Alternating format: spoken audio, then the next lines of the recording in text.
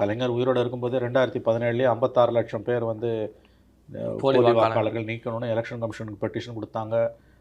அப்புறம் கோர்ட்டுக்கு போனாங்கன்னு நினைக்கிறேன். அதன் பிறகு குடியரசுத் தலைவரை சந்தித்து முறையிடுவோன்னாங்க. பட் போல் அதுக்கு பிறகு அவங்க பிரசிடெண்ட்டுக்கிட்ட.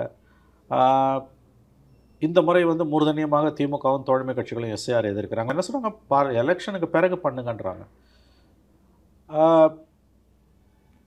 இந்த அடுத்த ஆண்டு ஏப்ரல் மேலே எலெக்ஷன்னா நமக்கு இந்த ஆண்டு ஏப்ரல் மேலே இது ஆரம்பிச்சிருக்கணும். It needs at least 1 year. இப்போ இன்றைக்கி ஆரம்பித்தா அடுத்த மாதம் 9 கரெக்டாக 1 மந்த்துக்குள்ளே முடிச்சுட்டுன்றாங்க. அது எப்படின்னு புரியல. ஏன்னா ஒரு வீட்டுக்கு 3 தடவை வருவாங்கன்றாங்க. நம்ம ஃப்ரெஷ் ஃபார்ம் கொடுக்கணும். நம்ம பேர் வந்து 2002 லிஸ்ட்டில் இருந்ததுனாலும் நம்ம ஃப்ரெஷ் ஃபார்ம் கொடுக்கணும். அதுக்கு பிறகு பிறந்தவங்க இப்போ இதுக்கு இப்போ 2004 அப்புறமா 2004 அப்புறமா பிறந்தவங்க பர்த் சர்டிஃபிகேட்ஸ் கொடுக்கணும். அப்பா அம்மாவோட டாக்குமெண்ட்ஸும் கொடுக்கணுன்றாங்க.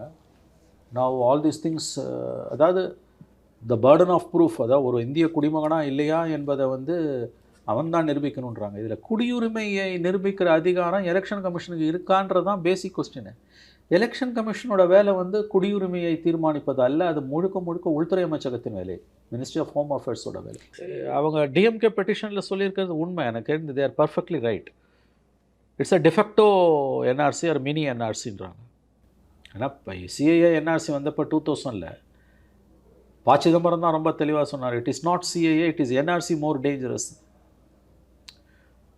இப்போ இது என்ன ஆக போகுதுன்னு தெரியல. இப்போ நம்ம ஒரு மாதத்துக்குள்ளே மறுபடியும் சொல்கிறேன், எஸ்ஐஆர் இன் பிரின்சிபல் யாருமே எதிர்க்க முடியாது. இன்ஃபேக்ட் எந்த கட்சிகளையுமே அது எதிர்க்கவும் இல்லை. கடந்த காலங்கள் அது எந்த கான்ட்ரவர்சியும் இல்லாமல் தான் செய்யப்பட்டிருக்கு.